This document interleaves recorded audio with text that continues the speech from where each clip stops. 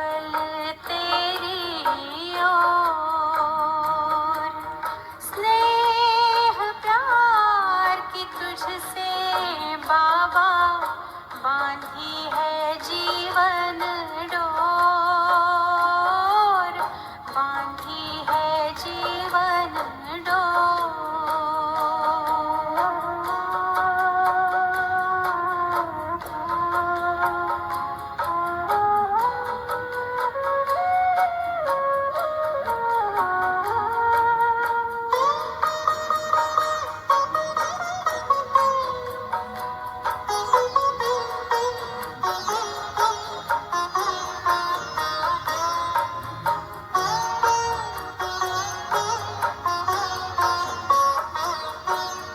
नैनों के दर्पण में बाबा। 17/8/2024 की प्रातः मुरली। ओम शांति। बाप दादा मधुबन।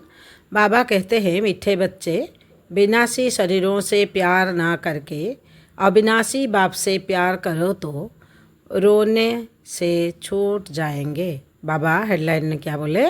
मीठे बच्चे, विनाशी शरीरों से प्यार ना करके अविनाशी बाप से प्यार करो तो रोने से छूट जाएंगे। प्रश्न में बाबा ने बोले, अनराइटिस प्यार क्या है और उसका परिणाम क्या होता है? उत्तर में बाबा बोले, विनाशी शरीरों में मोह रखना अनराइटियस प्यार है। जो विनाशी चीज़ों में मोह रखते हैं वह रोते हैं। देह अभिमान के कारण रोना आता है। सत्य युग में सब आत्म अभिमानी है, इसलिए रोने की बात ही नहीं रहती। जो रोते हैं वह खोते हैं। अविनाशी बाप की अविनाशी बच्चों को अब शिक्षा मिलती है, देही अभिमानी बनो तो रोने से छूट जाएंगे। ओम शांति।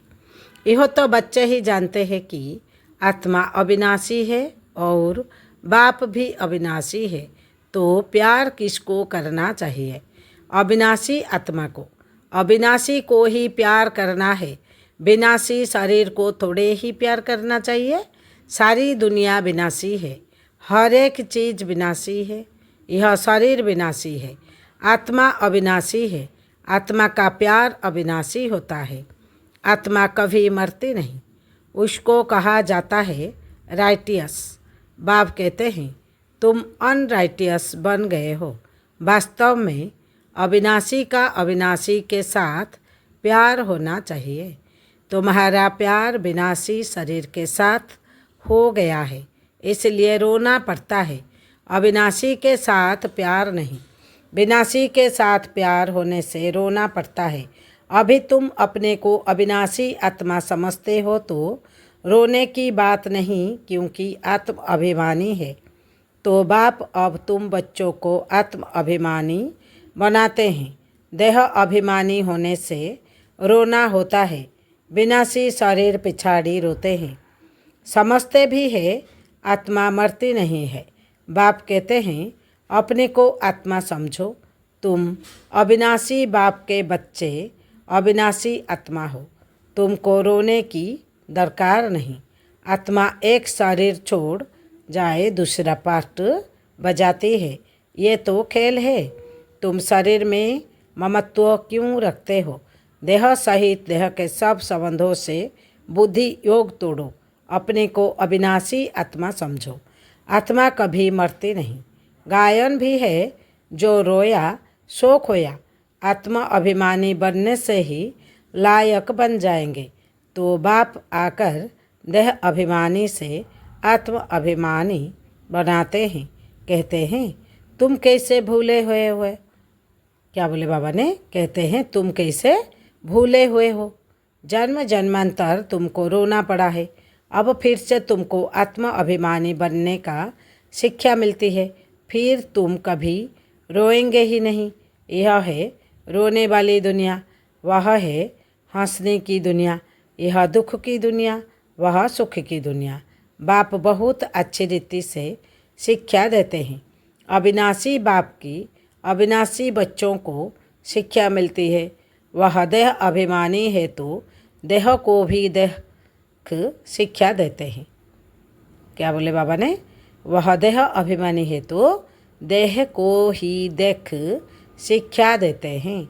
तो देह की याद आने से रोते हैं, देखते भी है शरीर खत्म हो गया, फिर उनको याद करने से क्या फ़ायदा।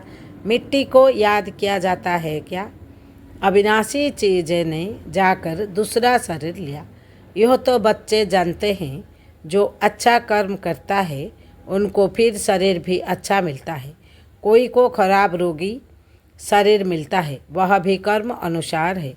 ऐसा नहीं कि अच्छा कर्म किया है तो ऊपर चले जाएंगे, नहीं, ऊपर तो कोई जा नहीं सकते। अच्छा कर्म किए हैं तो अच्छा कहलाएंगे, जन्म अच्छा मिलेगा, फिर भी नीचे तो उतरना ही है। तुम जानते हो कि हम चढ़ते कैसे हैं? भले अच्छे कर्म से कोई महात्मा बनेगा, भले अच्छे कर्म से कोई महात्मा बनेगा, फिर भी कला तो कम होती ही जाएगी। बाप कहते हैं फिर भी ईश्वर को याद करो। अच्छा कर्म करते हैं तो उनको अल्पकाल क्षणभंगुर सुख देता है, फिर भी सीढ़ी नीचे तो उतरना ही है। नाम करके अच्छा हो। यहाँ तो मनुष्य अच्छे बुरे कर्म को भी नहीं जानते हैं। रिद्धि सिद्धि वाले को कितना नाम देते हैं, उन्हें को क्या बोले बाबा ने, उन्हों के पिछाड़ी मनुष्य जैसे हैरान होते हैं। है तो सारा अज्ञान। समझो, कोई इनडायरेक्ट दान पुण्य करते हैं, धर्मशाला हॉस्पिटल बनाते हैं, तो दूसरे जन्म में उसका अब्जा जरूर मिलता है। बाप को याद करते हैं, भले गलियां भी देते हैं तो भी मुख से भगवान का नाम कहते हैं। बाकी अनजान होने कारण जानते कुछ नहीं। भगवान को याद कर रुद्र पूजा करते हैं, रुद्र को भगवान समझते हैं, रुद्र यज्ञ रचते हैं, शिव व रुद्र की पूजा करते हैं। बाप कहते हैं मेरी पूजा करते हैं, परंतु बेसमझी से क्या क्या बनाते हैं, क्या क्या करते हैं। जितने मनुष्य उतने उन्हों के गुरु है। झाड़ में नए नए पत्ते, टाल टलियाँ आदि निकलते हैं तो वह कितना शोभते हैं। स्वतोगुणी होने के कारण उनकी महिमा होती है। बाप कहते हैं कि यह दुनिया है ही विनाशी चीज़ों को प्यार करने वाली। कोई कोई का बहुत प्यार होता है तो मोहवे जैसे पागल बन जाते हैं। बड़े बड़े सेठ लोग मोहवश पागल हो जाते हैं। माताओं को ज्ञान न होने कारण विनाशी शरीर पिछाड़ी विधवा बन कितना रोती याद करती रहती है। अभी तुम अपने को आत्मा समझ दूसरे को भी आत्मा देखते हो तो जरा भी दुख नहीं होता। पढ़ाई को सोर्स ऑफ इनकम कहा जाता है। पढ़ाई में एम ऑब्जेक्ट भी होती है, परंतु वह है एक जन्म के लिए। गवर्नमेंट से पगार मिलता है, पढ़कर धंधा घोरी करते हैं तब पैसे आदि मिलते हैं। जहाँ तो फिर बात ही नहीं है। तुम अविनाशी ज्ञान रत्नों से झोली कैसे भरते हो? आत्मा समझती है कि बाबा हमको अविनाशी ज्ञान खजाना देते हैं।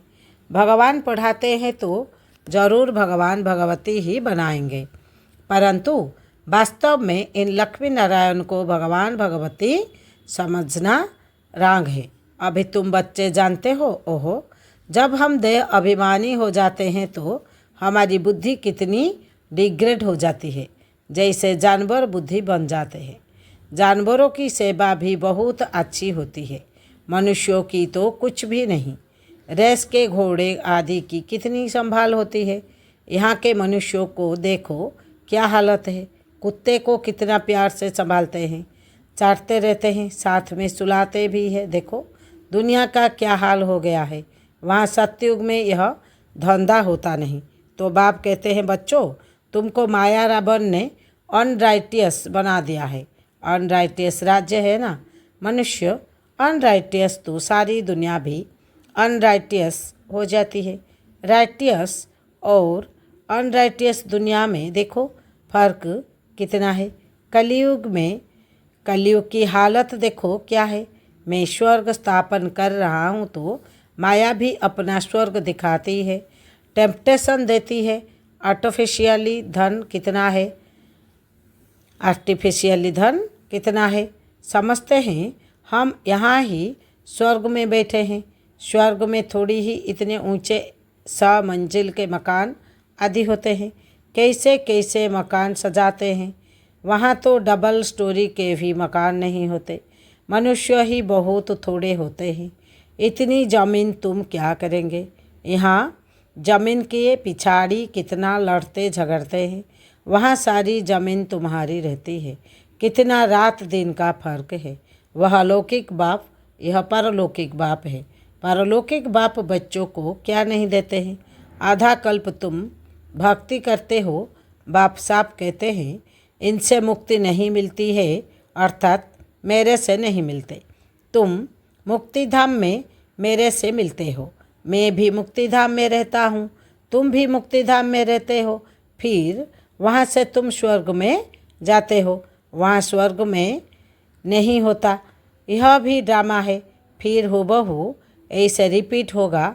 फिर यह ज्ञान भूल जाएगा, प्राय लोप हो जाएगा। जब तक संगम युग नहीं आया है तब तक गीता का ज्ञान हो कैसे सकता। बाकी जो भी शास्त्र आदि है वह है भक्ति मार्ग के शास्त्र। अब तुम नॉलेज सुन रहे हो। मैं बीज रूप ज्ञान का सागर हूँ। तुमको कुछ भी करने नहीं देता, पाँव भी पड़ने नहीं देता। पाँव किसका पड़ेंगे। शिव बाबा के तो पाँव है नहीं। यह तो ब्रह्मा बाबा के पाँव पड़ना हो जाएगा। मैं तो तुम्हारा गुलाम हूँ। तुमको कहते हैं निराकारी निरहंकारी। सो भी जब यह एक्ट में आए तब तो निरहंकारी कहा जाए।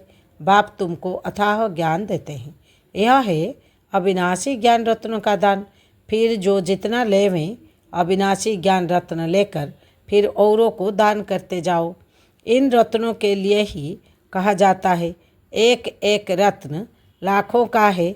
कदम कदम पर पदम देने वाला तो एक ही बाप है।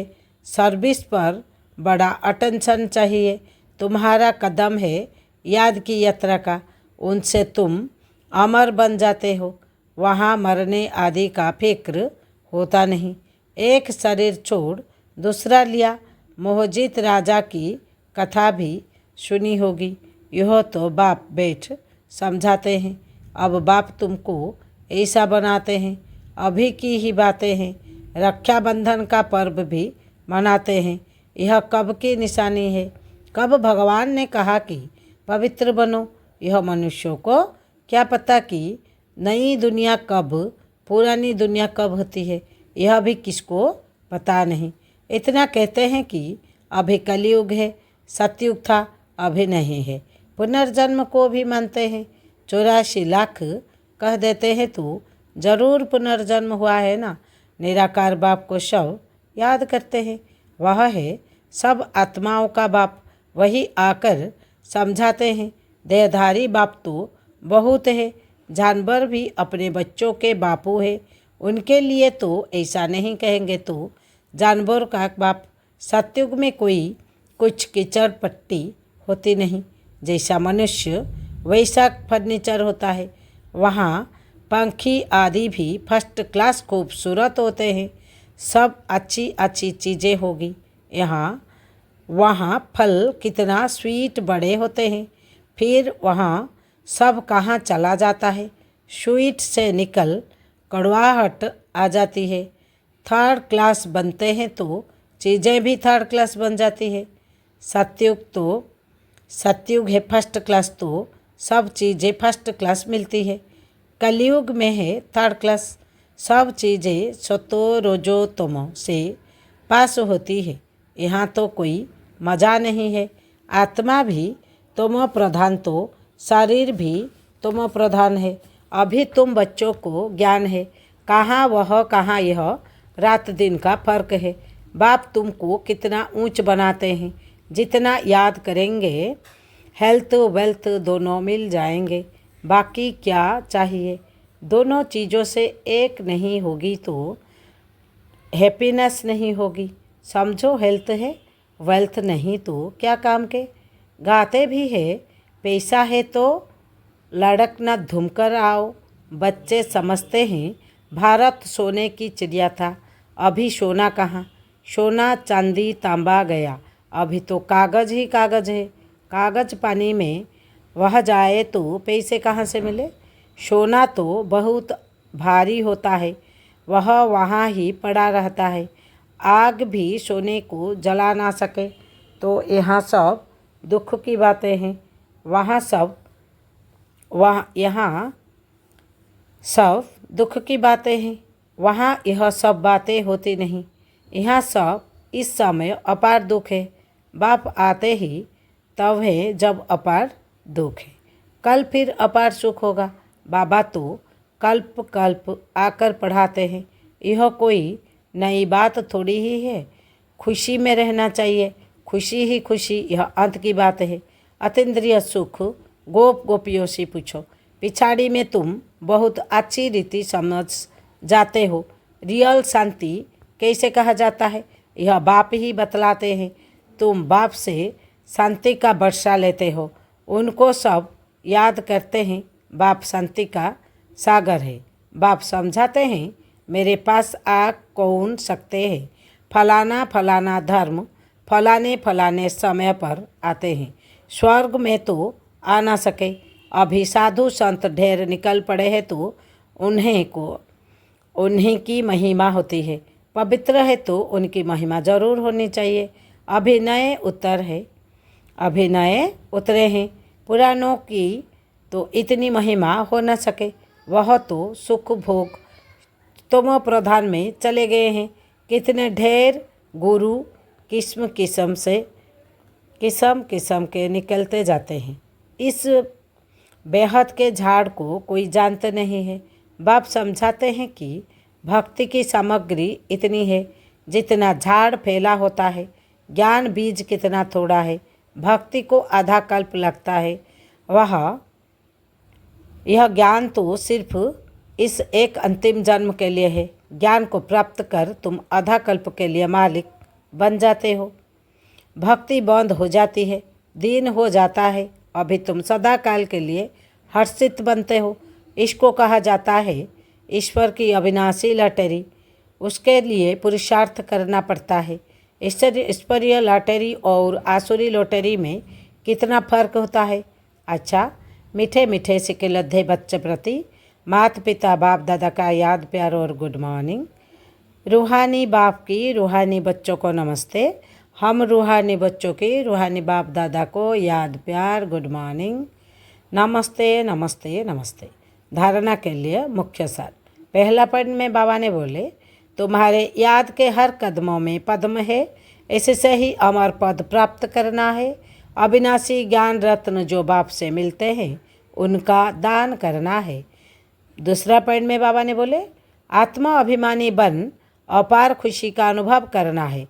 शरीरों से मोह निकाल सदा हर्षित रहना है, मोहजित बनना है। वरदान में बाबा ने बोले, हर घड़ी को अंतिम घड़ी समझ सदा रूहानी मौज में रहने वाली विशेष आत्मा भव। बाबा क्या बोले वरदान में, हर घड़ी को अंतिम घड़ी समझ सदा रूहानी मौज में रहने वाली विशेष आत्मा भव। विस्तार में बाबा ने बोले, संगम युग रूहानी मौजे में रहने का युग है, इसलिए हर घड़ी रूहानी मौजे का अनुभव करते रहो। कभी किसी भी परिस्थिति या परीक्षा में मूंझना नहीं, क्योंकि यह समय अकाले मृत्यु का है। थोड़ा समय भी अगर मौज के बजाय मूंझ गए और उसी समय अंतिम घड़ी आ जाए तो अंतमति सोगति कहा क्या होगी। इसलिए एवर रेडी का पाठ पढ़ाया जाता है। एक सेकंड भी धोखा देने वाला हो सकता है, इसीलिए स्वयं को विशेष आत्मा समझकर हर संकल्प बोल और कर्म करो और सदा रूहानी मौज में रहो। स्लोगान में बाबा ने बोले, अचल बनना है तो व्यर्थ और अशुभ को समाप्त करो। क्या बोले बाबा ने, अचल बनना है तो व्यर्थ और अशुभ को समाप्त करो। ओम शांति ओम शांति।